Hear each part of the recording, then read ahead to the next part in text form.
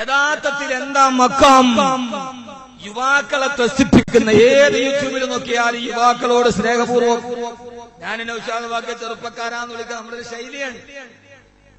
എന്നാ വിളിക്കുമ്പോ ഞാൻ വിളിക്കുന്നു ബഹുമാനപ്പെട്ട വയസ്സന്മാരെ. എന്താ മക്കാമെന്താ? ഉടമല മക്കാമുണ്ട്, ഉറമുപുറത്ത് മക്കാമുണ്ട്, മുനമ്പത്ത് മക്കാമുണ്ട്, വെളിയങ്കോട് മക്കാമുണ്ട്.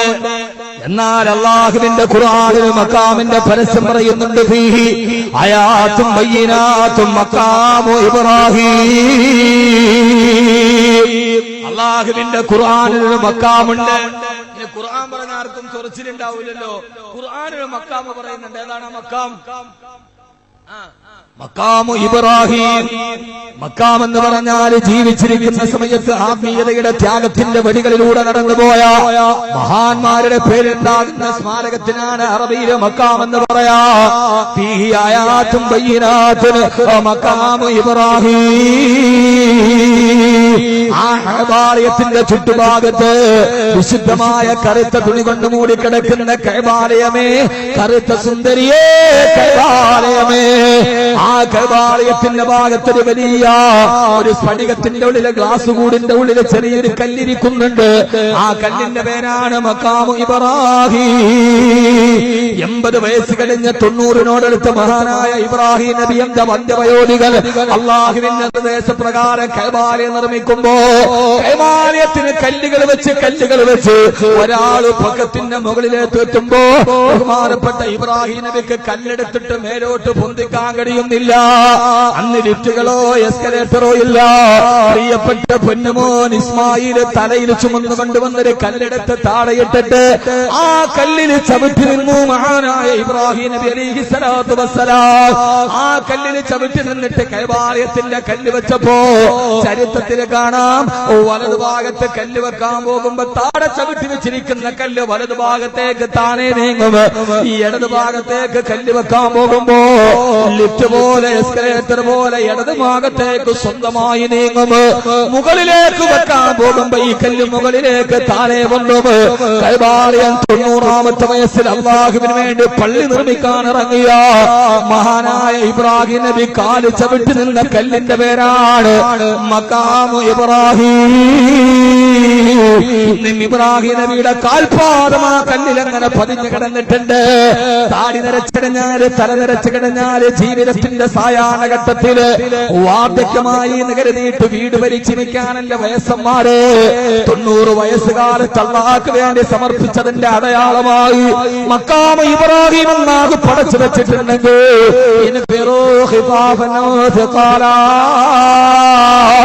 നിങ്ങൾ വൃദ്ധനാകട്ടെ യുവാകട്ടെ, നിങ്ങൾക്ക് കനമുണ്ടാകട്ടെ ഇല്ലാതിരിക്കട്ടെ, അല്ലാഹുവിന്റെ യുദ്ധത്തിന് വേണ്ടി ഇറങ്ങാൻ പറഞ്ഞപ്പോ മഹാനായ അബൂ തൽഹ റളിയല്ലാഹു അൻഹു ചാടിയെടുത്തു.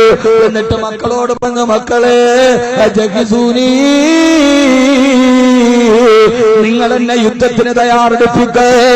വന്ധ്യവയോധികനായ ശരീരത്തിന്റെ തോല് മുഴുവന് ചുക്കിച്ചുളിഞ്ഞ വാപ്പ മക്കളോട് പറഞ്ഞ, മക്കളെ പടച്ചട്ടയിട്ടിരാ, വാളെടുത്തിട്ടുണ്ട് കയ്യിലെത്താ. മക്കള് പറഞ്ഞു, വേണ്ട ഉപ്പ, നിങ്ങൾ വാർദ്ധക്യത്തിലല്ലയോ,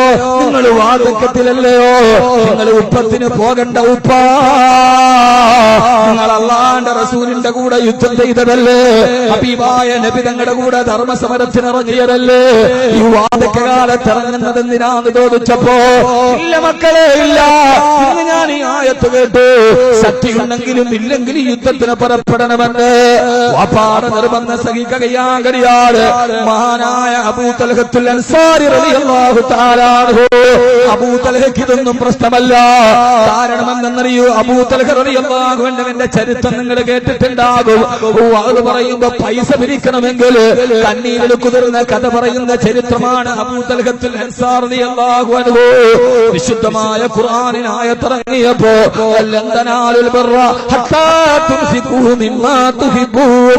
നിങ്ങൾക്ക് ഏറ്റവും ഇഷ്ടപ്പെട്ട അല്ലാഹുവിന്റെ മാർഗത്തിലെ ചെലവ് ചെയ്യാറ് നിങ്ങൾ ആര് സത്യവിശ്വാസികളാവില്ലെന്ന എന്ന ആയത്തിറങ്ങിയപ്പോ തനിക്ക് ഏറ്റവും ഇഷ്ടപ്പെട്ട എന്ന് പറയുന്ന ഈത്തപ്പഴത്തോട്ടം അല്ലാഹുവിന്റെ റസൂലിന്റെ മുമ്പിൽ സദഖ ചെയ്തിട്ട് നബിയേ എനിക്ക് ഏറ്റവും ഇഷ്ടപ്പെട്ട ഈത്തപ്പഴത്തോട്ടം അങ്ങേക്ക് വേണ്ടി ഞാൻ സദഖ നൽകുകയാ. ആ സദഖ കൊടുത്ത ബീർഹാവ് തോട്ടം എവിടെയെന്ന് നിനക്കറിയോ? മദീനത്തെ മസ്ജിദുൻ നബവി വിപുലീകരണം നടത്തിയപ്പോ ആ മസ്ജിദുൻ നബവിയുടെ ഉള്ളിലാണ് ബീർഹാ എന്ന തോട്ടം ഇപ്പോഴുള്ളത്. നമ്മളിപ്പോൾ നിസ്കരിക്കുന്ന മസ്ജിദുൻ നബവിയുടെ ഉള്ളിലാ തോട്ടത്തിന്റെ ഭാഗമാണ്. സദഖ എത്ര വലുതാണ്! അബൂ തൽഹ കൊടുത്ത സദഖയുടെ സ്ഥലത്ത് നിന്ന് ലക്ഷക്കണക്കിന് ആളുകൾ സുജൂദ് ചെയ്യുകയാ. ഇങ്ങനെയെല്ലാം റബ്ബിന് വേണ്ടി കൊടുത്ത അബൂ തൽഹത്തുൽ അൻസാർ റളിയല്ലാഹു അൻഹു യുദ്ധത്തിന് വേണ്ടി പുറപ്പെട്ടു. വന്ധ്യവയോധികനാണ്, 80 വയസ്സുണ്ട്. അതേവരെ അല്ലാഹുവിന്റെ റസൂലിന്റെ കൂടെ കരയിൽ കിടന്ന് യുദ്ധം ചെയ്ത മരുപ്പറമ്പുകളെ തന്റെ ശരീരത്തെ പരിചയാക്കി വെച്ചിട്ട് ഇസ്ലാമിന്റെ ശത്രുക്കളോട് ദിശണത്തും പോലെ പോരാടി അബൂ തൽഹ റളിയല്ലാഹു അൻഹു. ഉസ്മാൻ റളിയല്ലാഹു അൻഹുവിന്റെ കാലഘട്ടമാണ്. അന്ന് യുദ്ധം നടക്കുന്നത് കടലിലെ യുദ്ധമാണ്. കടലിലെ യുദ്ധമാണ്. കടലിലാണ് യുദ്ധം നടക്കുന്നത്. അതേവരെ അല്ലാഹുവിന്റെ റസൂലിന്റെ കൂടെ മരുഭൂമിയിൽ യുദ്ധം പങ്കെടുത്ത അബൂ തൽഹ റളിയല്ലാഹു അൻഹു മെഡിറ്ററേനിയൻ സീയിൽ വെച്ച് യുദ്ധം നടക്കുകയാണ്. 100 കണക്കിന് കപ്പലുകൾ കെട്ടിവെച്ചിട്ട് ആ കപ്പലുകളുടെ കെട്ടിവെച്ച കപ്പലുകളുടെ മുകളിൽ യുദ്ധം നടക്കുകയാണ്. മഹാനായ അബൂ തൽഹ റളിയല്ലാഹു അൻഹു മെഡിറ്ററേനിയൻ കടലിന്റെ തിരമാലകളുടെ ചാഞ്ചാട്ടമാടുന്ന 100 കണക്കിന് കപ്പലുകൾ കെട്ടിച്ചേർത്ത് വെച്ചിട്ട് അതിന്റെ മുകളിൽ യുദ്ധം നടക്കുകയാ. മഹാനായ അബൂ തൽഹ റളിയല്ലാഹു അൻഹു യുദ്ധം നടന്നുകൊണ്ടിരിക്കവേ മഹാനവറുകളെ രോഗബാധിതനായ അബൂ തൽഹ റളിയല്ലാഹു തആല അൻഹു മെഡിറ്ററേനിയൻ കടലിൽ കെട്ടിവെച്ച കപ്പലിന്റെ മുകളിൽ മഹാനവറുകളെ ഷഹീദായി.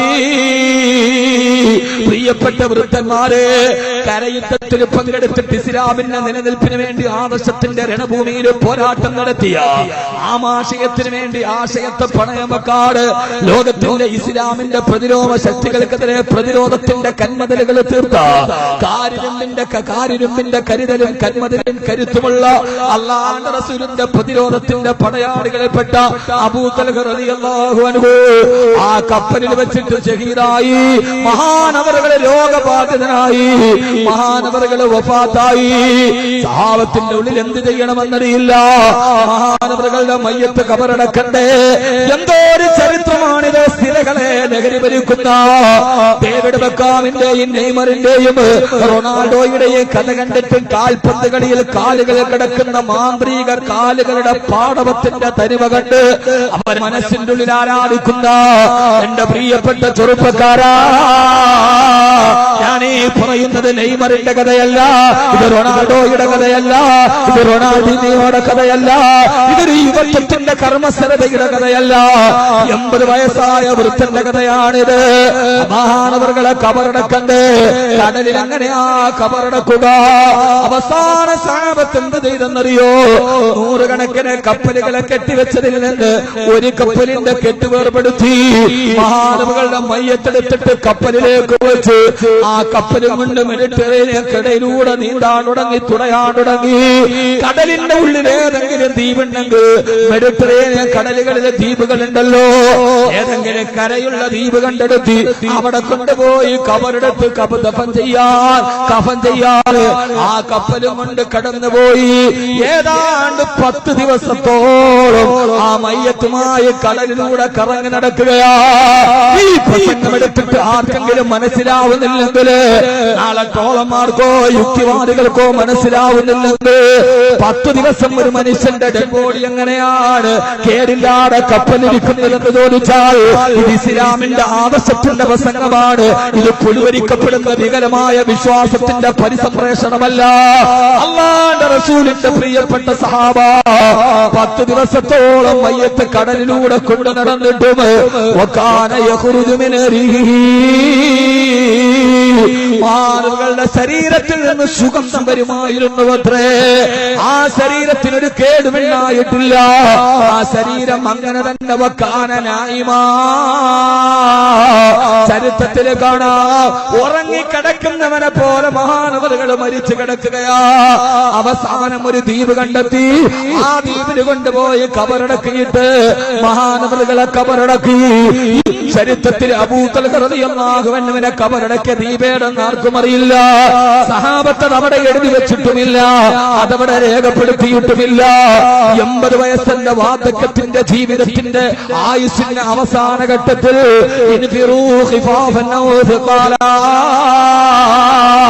കഴിവുണ്ടെങ്കിലും കഴിവില്ലെങ്കിലും അള്ളാന്റെ മാർഗത്തിൽ ഇറങ്ങി തിരിക്കണേ എന്നുള്ള ആയത്ത് കേട്ടിട്ട് 80 വയസ്സിൽ പടച്ചട്ടയും പിടിച്ചു പടവാളും പിടിച്ചു മെഡിറ്ററേനിയൻ കടലിൽ പോയി യുദ്ധം ചെയ്ത് ഷഹീദായ സഹാബി. ആ സഹാബിയുടെ ഖബർ എവിടെയാണെന്നും അറിയില്ല. എവിടെയാണ് അബൂ തൽഹത്തുൽ അൻസാരി റളിയല്ലാഹു അൻഹുവിനെ ഖബറടക്കിയത് അറിയില്ല. പക്ഷേ നാളെ പരലോകം വരുമ്പോ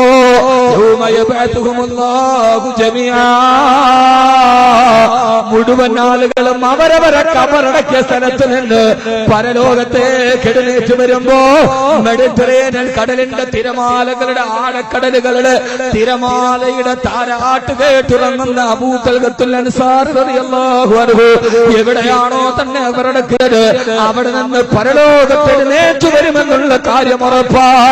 അതുകൊണ്ട് ഞാൻ എന്റെ സഹോദരങ്ങളോട് ജീവിതം എന്നത് തളരാനുള്ളതല്ല. യുവാക്കളെ, വൃദ്ധന്മാരെ, 80 വയസ്സുകാരന്റെ കഥയാണ് ഞാൻ ഈ പറഞ്ഞത്. ഈ ലോകത്തിന് മുമ്പ് നമ്മൾ തലകുനിക്കാനുള്ളവരല്ല. നമ്മൾ ഈ ലോകത്തിന് മുമ്പിലൂടെ നടന്നു വരുന്നവനെ വേണമെങ്കിൽ കയ്യിൽ പിടിച്ചിട്ടും മര്യാദയ്ക്ക് ഹസ്തദാനം ചെയ്യാം. പക്ഷേ മുമ്പിൽ നിൽക്കുന്നവന്റെ കാലിലേക്ക് കമന്ന് കിടന്ന് വിധേയത്വം കാണിക്കുന്ന ഈ ആദത്തിന്റെ പാപ്പരത്തെ മാറ്റിവെച്ചിട്ട് ലോകത്തിൽ തേജസ്സോടെ നടക്കണം. നമ്മൾ ഇസ്ലാമിന്റെ മക്കളാണ്. ഖാദിസിയ്യ യുദ്ധത്തിൽ സഹാബത്തിന് മുമ്പിൽ ആനയെ ഉപയോഗിച്ചപ്പോ, ഖാദിസിയ്യ യുദ്ധത്തിലാണ് ആദ്യമായിട്ട് ആനകളോട് പോരേണ്ടി വന്നത് സഹാബത്തിന്. ആനകളെ കണ്ടപ്പോ സഹാബത്തിന്റെ കുതിരകൾ പേടിച്ചു പാഞ്ഞു പോകാൻ തുടങ്ങി. മഹാനായ ഒരു സഹാബി എന്ത് ചെയ്തെന്നറിയോ?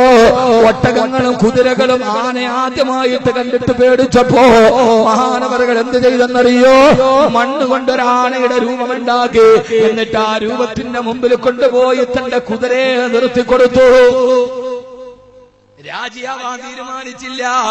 റോമക്കാര് ആനയെ കൊണ്ടുവന്ന് പേടിച്ചപ്പോ ഇസ്ലാമിന്റെ മക്കളാരാ? ആരുടെ മുമ്പിലും തളരുന്നവരല്ല. അത് 4-ാം തീയതി മലപ്പുറം നമ്മൾ കാണിച്ചു കൊടുക്കും.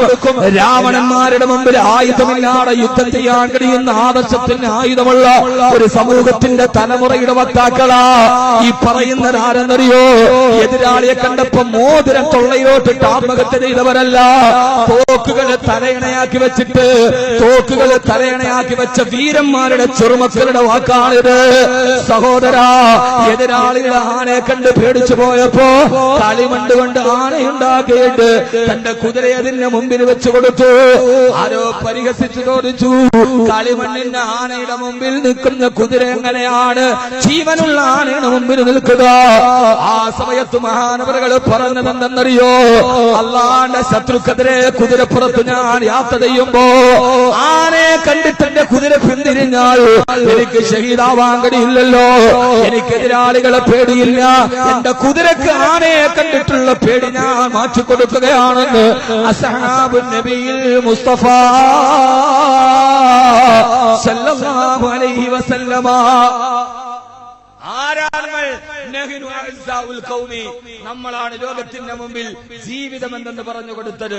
പക്ഷെ ആ ഒരു ഊർജവും ആ ഒരു ഈമാനും നമ്മുടെ ജീവിതത്തിൽ ഉണ്ടാവണം. അത് നമുക്ക് തന്നത് ഖുർആനാണ്. അതുകൊണ്ട് ഖുർആന്റെ ആയത്തുകൾ ജീവിതത്തിൽ നന്നായിട്ട് പഠിക്കുക. അല്ലാഹു തൗഫീഖ് നൽകട്ടെ.